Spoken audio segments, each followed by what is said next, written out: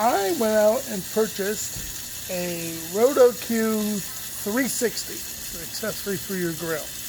And I thought it'd be nice to give you an honest opinion of this fancy smancy newfangled device. So this device is set up, you manually wind it like an old clock, and it just sets and spins super slowly and moves the food around while it's cooking. So let's go ahead and take a quick peek at this. So Roto-Q 360. Here's the lever, look. Wind it up. I wound it up already. And then I set it inside the grill. Now I've already, I guess, turn the grill on. Get it to temp. We're going to cook it 315 sounds good. Say it again. It's being super finicky. I don't know why it's being so finicky. I think the knob needs to be replaced. It's super touchy. Alright, 325. Enter. And that's at 340. I'm going to bump it a little bit. Start. Yay! It went beep. Alright, now we're just going to, this thing here, let me turn it off for a second, I'll show you. So you put the food in the basket. Don't make any jokes of Hannibal the cannibal here with when the baby puts the lotion in the basket. Anyway, just put it in the basket, little thing right there. Put the food in the basket and slide it into the rotisserie thingamajobber. That's a technical term. And you pick the whole thing up. It looks like I'm going to have to pull the top grate though in order for it to fit. Alright. Oh, nice. Nice job. Okay, so let me pick this up. You know, this would be a hell of a lot easier if I had two hands. Look at this. I could get like 6 of these in here. Okay, hold on a second. Alright, so once you've wound it up, you take the little knob off so it doesn't get hot in case you have to rewind it. Then a little button on the side. It says push this way, turn on. We did that. Now, it just spins super duper slow. See that bar across the top in there? That just kind of keeps the food on the inside of the basket flipping around. So we're going to give this about, I'm guessing about an hour. And we'll see. I've already seasoned the chicken, salt, pepper. I already seasoned the chicken. We're just going to let it sit and roast for a good hour, and we'll see how it turns out. I'll be back in a few minutes. Well, for you guys, no time is going by. Well, the smell is any indication. This is going to be awesome. All right, let's see how this is progressing. First time I've seen it. You guys have seen it real time with me. By the way, there's the knob. Pops right off. See? Shouldn't set it there, though. A little warm. All right.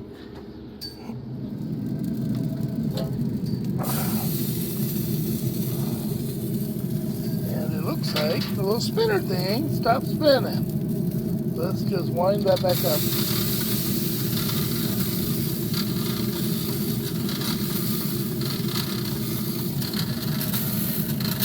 Looks pretty damn good though. What I'm going to do is, it winds for a long time actually. I'm going to go and get my meat thermometer. You can't eat chicken unless it's up to the 165 degrees. But let me go ahead and, ooh, that's solid aluminum, so it carries the heat over real quick. Okay, these are spinning again. I will go get the heat thermometer and check it out. All right, I'm back. Yay. Okay. Did I forget to turn that back up? It may have died. You know, it looks like you need to rotate this thing way more often than I thought you did.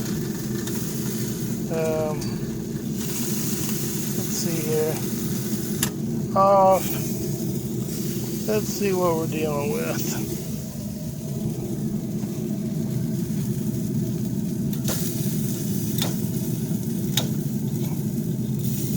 It's hot. Give me a break. It's hot. I'm trying not to burn myself. Hold on. Well, they said you down on the black glove. So you gotta wear gloves when you're working on things. It's a rule. Otherwise, you might cross-contaminate. And we are almost there. By the time I pull it off, it's like a 1 degree off. That looks good to me. Let me just check one more piece. Let's see how that looks. Yeah, I'm not in the chicken all the way. And, oops. Not in the chicken all the way. What the hell?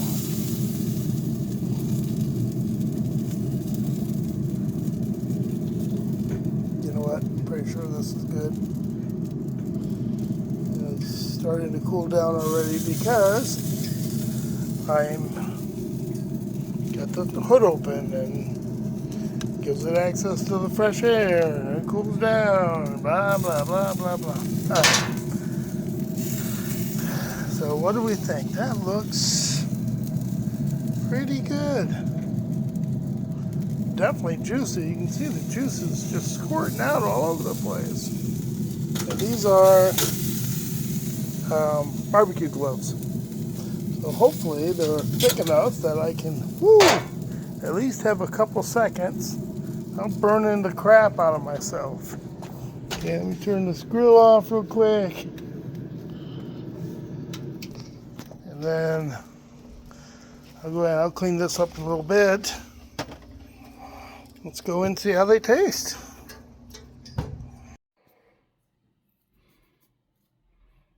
Hello everybody.